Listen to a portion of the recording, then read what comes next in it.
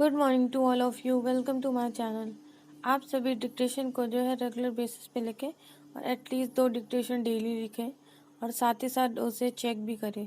उसे जाके पीडीएफ से चेक करें। पीडीएफ के लिए मेरे टेलीग्राम चैनल को ज्वाइन करें, वहाँ पर आपको सारी पीडीएफ मिल जाएगी। तो आप टेलीग्राम पे पीडीएफ लेकर उसे चेक कर सकते हैं। और साथ ही साथ जो भी इस चैनल पर नए हैं वो सभी इस चैनल को सब्सक्राइब करें, नोटिफिकेशन बेल को भी प्रेस करें। नाउ डिक्टेशन स्टार्ट करते हैं। डिक्टेशन स्टार्ट होगी 5 सेकंड बाद, जिसकी स्पीड रहेगी 100 वर्ड पर मिनट। स्टार्ट। हमारे राजनेता भी न जाने किस मिट्टी के बने हैं, खुद कानून कायदे बनाते हैं और फिर उनको तोड़ने में शान समझते हैं। कोरोना की चेन तोड़ने की बात करते हैं, लेकिन भीड़ जुटाकर उसी चेन का हिस्सा बन जाते हैं। महामारी तक में सियासी नफा नुकसान आंकने वाले नेताओं को देखकर लगता है कि इन्हें सिर्फ अपनी छवि चमकाने की चिंता है, जनता के दुख दर्द की नहीं। तभी तो दिल्ली हाई कोर्ट ने सियासी फायदे के लिए नेताओं द्वारा दवाओं की जमाखोरी पर तल्ख टिप्पणी की है।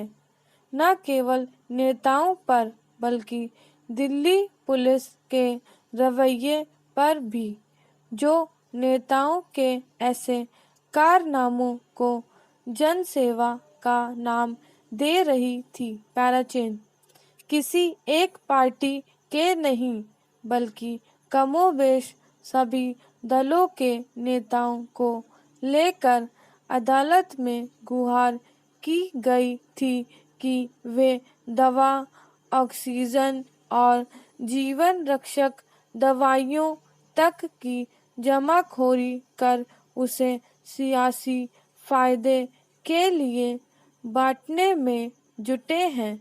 ऐसे दौर में जब कोरोना संक्रमितों को इन सबके लिए भटकने को मजबूर होना पड़ रहा हो, ऑक्सीजन और दवाओं तक के लिए मुंह मांगे दाम चुकाने को मजबूर होना पड़ रहा हो, नेताओं की यह दुष्प्रवृत्ति सीधे सीधे जमाखोरी को बढ़ावा देने वाली है।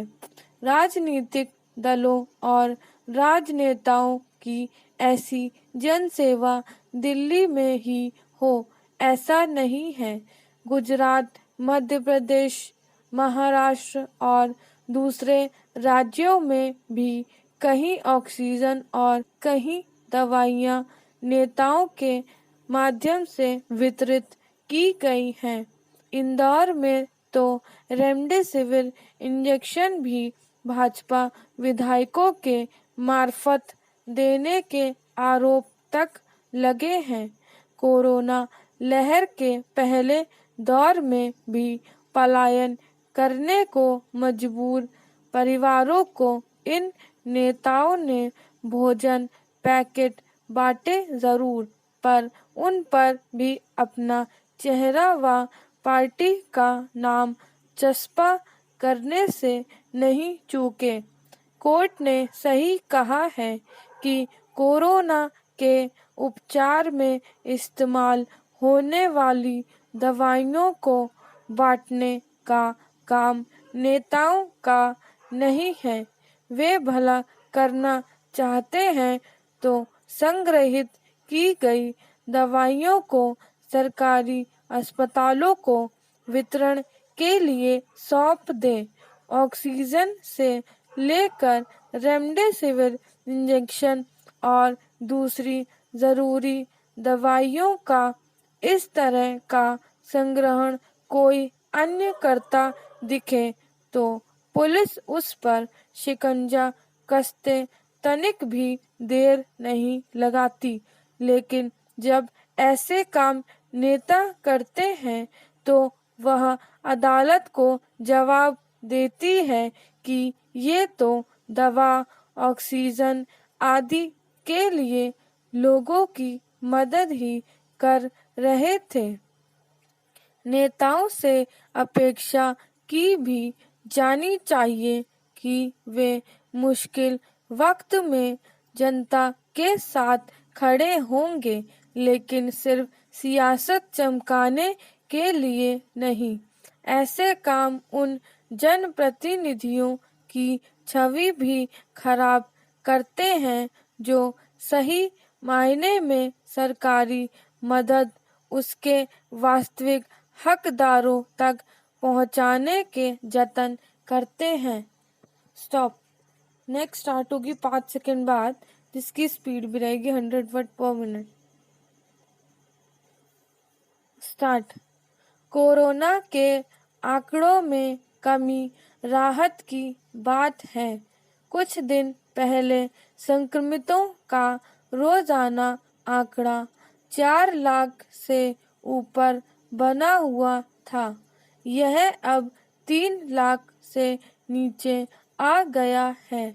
हालांकि इसकी एक वजह जांच में कमी को माना जा रहा है।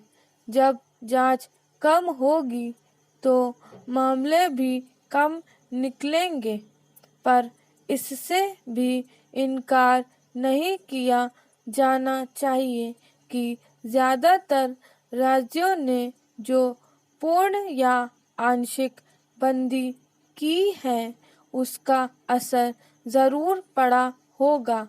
फिर पिछले साल के मुकाबले इस बार दूसरी लहर को लेकर लोगों के भीतर खौफ भी कम नहीं है। लोग घर से निकलने से बच रहे हैं। ऐसे में संक्रमण के फैलाव को रोकने में मदद तो मिली है। बहरहाल आंकड़ों के हिसाब से तो हालात में सुधार के संकेत दिखने लगे हैं। पिछले 6 दिनों में उपचाराधीन मामलों में भी 3.5 लाख से ज्यादा की कमी दर्ज की गई। जाहिर है मरीजों के ठीक होने की दर भी बढ़ रही है।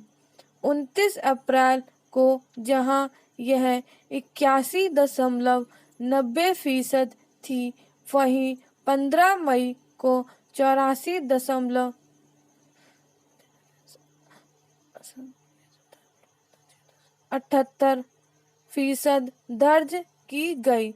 इससे विशेषज्ञों को उम्मीद बंधी है कि हालात जल्दी ही इस साल जनवरी के स्तर तक आ जाएंगे। जनवरी में मरीजों के ठीक होने की दर 97% थी, पैराचेंज। लेकिन इस मुगालते में रहना कि संकट टल गया है, ठीक नहीं है। सुधार की रफ्तार भले दिखने लगी हो, लेकिन मौतों का आंकड़ा अभी भी चिंताजनक है। जब मामले 4 लाख के ऊपर थे, तब भी रोजाना होने वाली मौतों का आंकड़ा 3.5 से 4,000 के बीच बना हुआ था, और आज जब संक्रमितों का रोजाना का आंकड़ा 2,65,000 के करीब आ गया है, तब भी मौतों का प्रतिदिन का आंकड़ा 4,000 के ऊपर है। इससे पता चलता है कि 2 से 3 हफ्ते पहले जो संक्रमित भर्ती हुए होंगे, उनकी स्थिति ज़्यादा गंभीर रही होगी। माना जाता है कि संक्रमण और मौत के बीच 2 से 3 हफ्ते का अंतर रहता है। ऐसे में अगर अब संक्रमण के मामले कम हो रहे हैं, तो मौतों के आंकड़ों में कमी आने से 10 से 15 दिन अभी लग सकते हैं। अभी भी ज्यादातर उपचाराधीन मरीज सघन चिकित्सा में हैं। ऐसे में आने वाले 2-3 हफ्तों में मौतों का आंकड़ा कितना कम या ज्यादा होता है, इसका अनुमान लगा पाना मुश्किल है। भूलना नहीं चाहिए कि देश में अब तक कोरोना संक्रमितों का आंकड़ा 2.5 करोड़ पार कर चुका है और दुनिया के सबसे संकटग्रस्त देशों में भारत दूसरे नंबर पर है। पैराचेंज। अब चुनौती यह है कि ज्यादा से ज्यादा जांच हो ताकि संक्रमितों का तत्काल पता चल सके। इस वक्त करीब 16 लाख लोगों की रोजाना जांच हो रही है, लेकिन आबादी के हिसाब से यह नाकाफी है। जांच रिपोर्ट आने में ही कई कई दिन लग रहे हैं।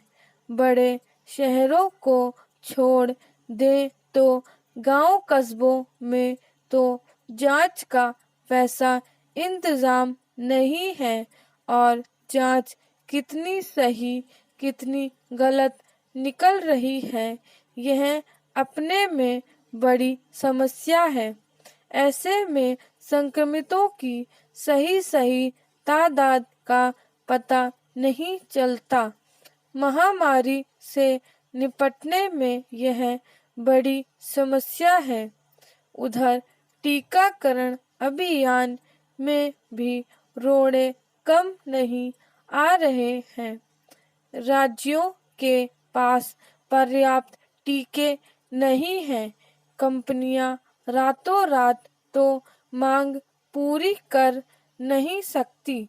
सवाल है कि जब जांच जैसी बुनियादी जरूरत पूरी होने में ही अवरोध आ रहे हैं, तो संक्रमितों या मौतों का सही आंकड़ा सामने आएगा भी कैसे? स्टॉप।